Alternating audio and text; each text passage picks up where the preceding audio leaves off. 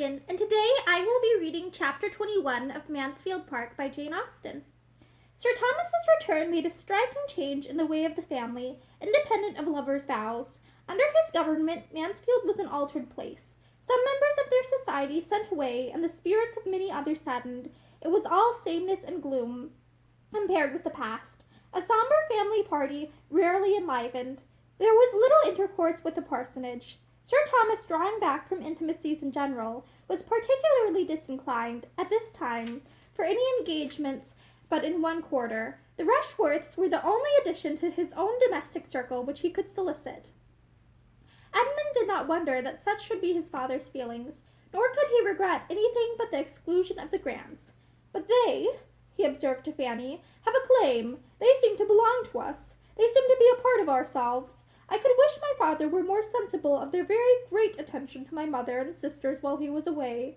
I am afraid they may feel themselves neglected. But the truth is that my father hardly knows them. They had not been here a 12-month before when he left England. If he knew them better, he would value their society as it deserves, for they are, in fact, exactly the sort of people he would like. We are sometimes a little in want of animation among ourselves. My sisters seem out of spirits, and Tom is certainly not at his ease.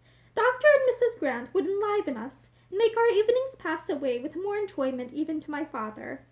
Do you think so? Said Fanny. In my opinion, my uncle would not like any addition. I think he values the very quietness you speak of, and that the repose of his own family circle is all he wants. And it does not appear to me that we are more serious than we used to be. Before my uncle went abroad. As well as I can recollect, it was always much the same. There was never much laughing in his presence, or, if there is any difference, it is not more, I think, than such an absence has a tendency to produce at first. There must be a sort of shyness, but I cannot recollect that our evenings formerly were ever merry, except when my uncle was in town. No young people's are, I suppose, when those they look up to are at home. I believe you are right, Fanny, was his reply after a short consideration. I believe our evenings are rather returned to what they were, than assuming a new character. The novelty was in their being lively. Yet, how strong the impression that only a few weeks will give! I have been feeling as if we had never lived so before. I suppose I am graver than other people, said Fanny. The evenings do not appear long to me. I love to hear my uncle talk of the West Indies. I could listen to him for an hour together, and it entertains me more than many other things have done. But then I am unlike other people, I dare say. Why should you dare say that? Smiling. Do you want to be told that you were only unlike other people in being more wise and discreet? But when did you or anybody ever get a compliment from me, Fanny? Go to my father if you want to be complimented. He will satisfy you. Ask your uncle what he thinks, and you will hear compliments enough. And though they may be chiefly on your person, you must put up with it, and trust to his seeing as much beauty of mind in time. Such language was so new to Fanny that it quite embarrassed her. Your uncle thinks you very pretty, dear Fanny, and that is the long and the short of the matter. Anybody but myself would have made something more of it, and anybody but you would resent that you had not been thought very pretty before. But the truth is that your uncle never did admire you till now, and now he does. Your complexion is so improved, and you have gained so much countenance, and your figure. Nay, Fanny, do not turn away about it. It is but an uncle. If you cannot bear an uncle's admiration, what is to become of you? You must really begin to harden yourself to the idea of being worth looking at. You must try not to mind growing up into a pretty woman. Oh, don't talk so, cried Fanny, distressed by more feelings than he was aware of. But seeing that she was distressed, he had done with the subject, and only added more seriously. Your uncle is disposed to be pleased with you in every respect, and I only wish you would talk to him more. You are one of those who are too silent in the evening circle. But I do talk to him more than I used. I am sure I do. Did you not hear me ask him about the slave trade last night? I did, and was in hopes the question would be followed up by others. It would have pleased your uncle to be inquired of farther. And I longed to do it, but there was such a dead silence, and while my cousins were sitting by without speaking a word, or seeming at all interested in the subject, I did not like. I thought it would appear as if I wanted to set myself off at their expense by shewing a curiosity and pleasure in his information, which he must wish his own daughters to feel. Miss Crawford was very, very right in what she said of you the other day, that you seemed almost as fearful of notice and praise as other women were of neglect. We were talking of you at the parsonage, and those were her words. She has great discernment. I know nobody who distinguishes character better. For so young a woman, it is remarkable. She certainly understands you better than you are understood by the greater part of those who have known you so long. And with regard to some others, I can perceive, from occasional lively hints, the unguarded expressions of the moment, that she could define Minnie as accurately, did not delicacy forbid it. I wonder what she thinks of my father. She must admire him as a fine-looking man, with most gentlemanlike, dignified, consistent manners, but perhaps having seen him so seldom, his reserve may be a little repulsive. Could they be much together, I feel sure of their liking each other. He would enjoy her liveliness, and she has talents to value his powers. I wish they met more frequently.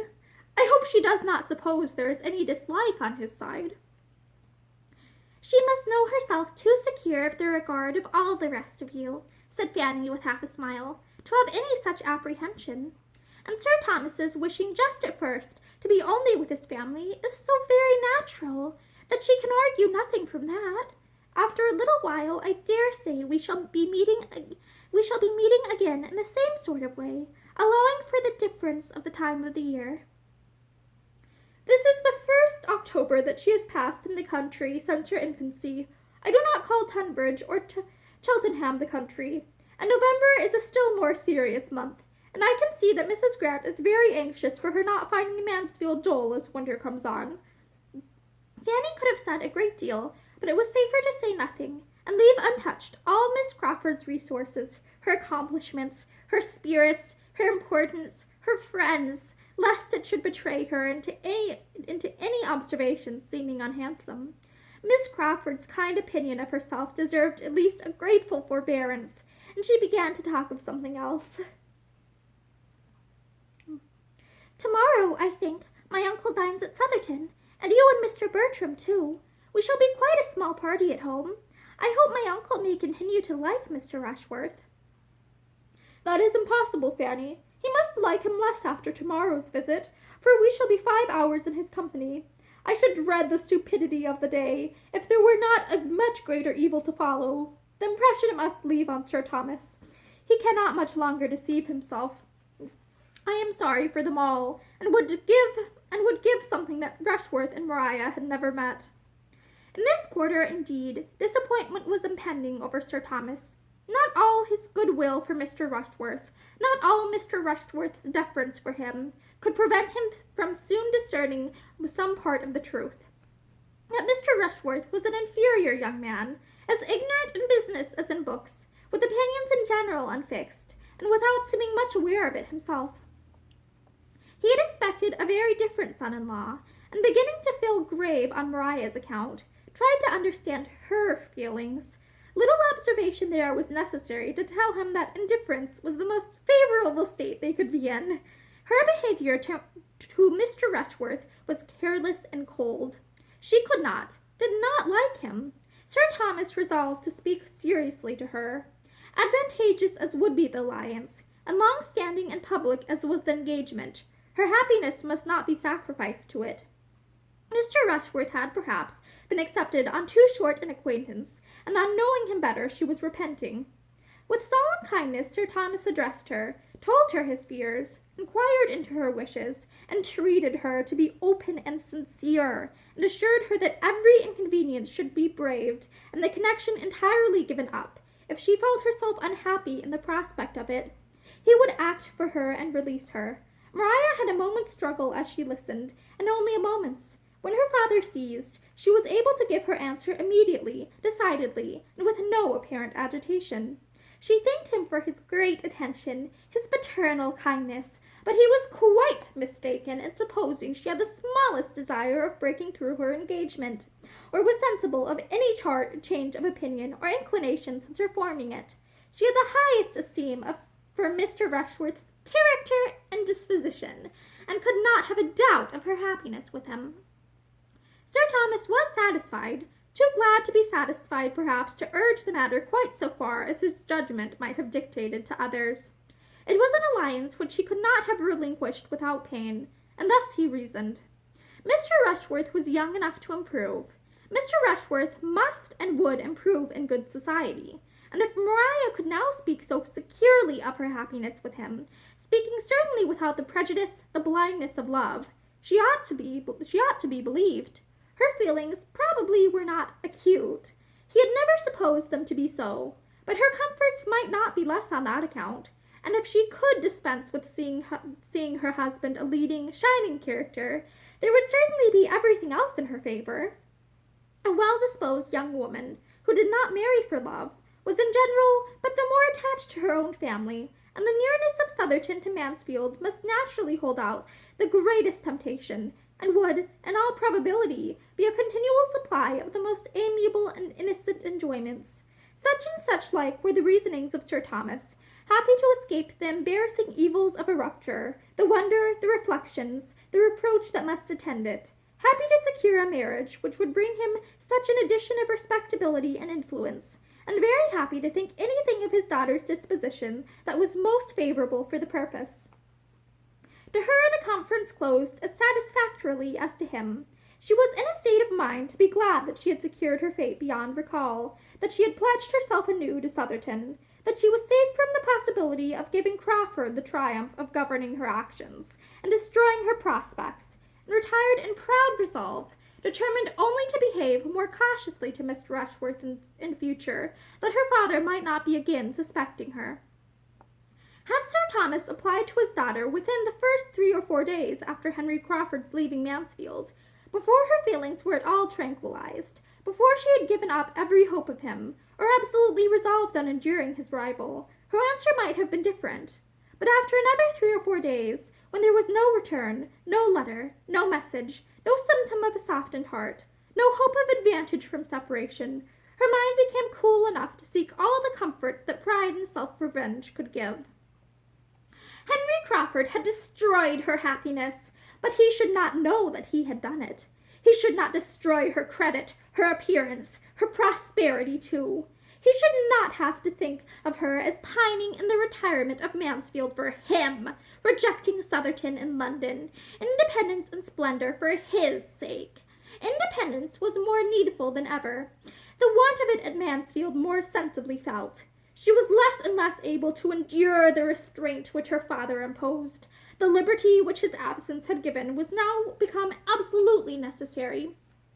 She must escape from him and Mansfield as soon as possible, and find consolation in fortune and consequence, bustle and the world, for a wounded spirit. Her mind was quite determined and varied not.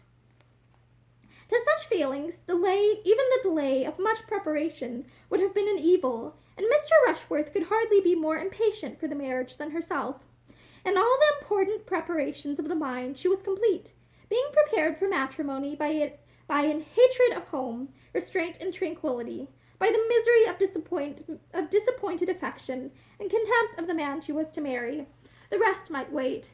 The preparations of new carriages and furniture might wait for London in spring, when her own taste could have fairer play.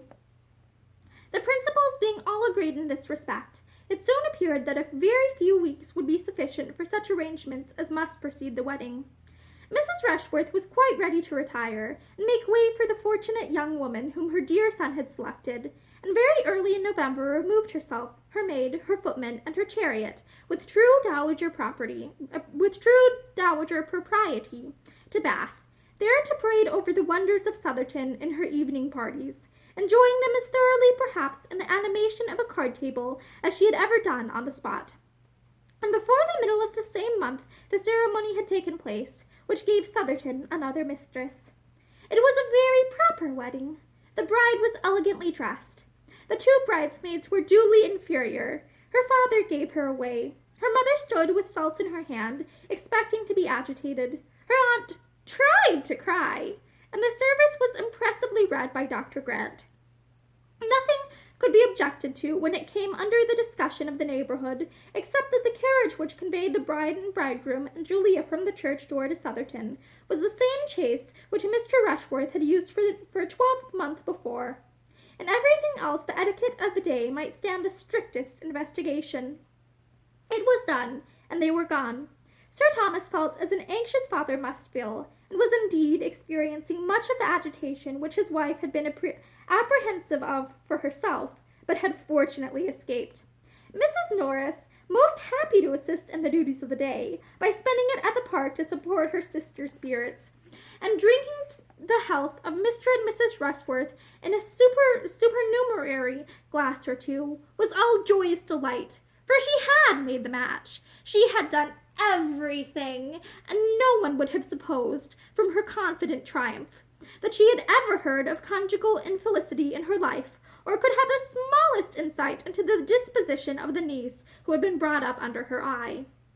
The plan of the young couple was to proceed after a few days to Brighton, and to take a house there for some weeks. Every public place was new to Maria, and Brighton is almost as gay in winter as in summer. When the novelty of amusement there were over, it would be time for the wider range of London. Julia was to go with him to Brighton. Since rivalry between the sisters had ceased, they had been gradually recovering much of their former good understanding, and were at least sufficiently friends to make each of them exceedingly glad to be with the other at such a time. Some other companion than Mr. Rushworth was of the first consequence to his lady, and Julia was quite as eager for novelty and pleasure as Maria, though she might not have struggled through so much to obtain them, and could better bear a subordinate situation. Their departure made another material change at Mansfield, a chasm which required some time to fill up. The family circle became greatly contracted, and though the Miss Bertrams had latterly added little to its gaiety, they could not but be missed. Even their mother missed them, and how much more their tender-hearted cousin, who wandered about the house, and thought of them, and felt for them, with a degree of affectionate regret which they had never done much to deserve. And that is the end of chapter 21. Thank you, and have a good day.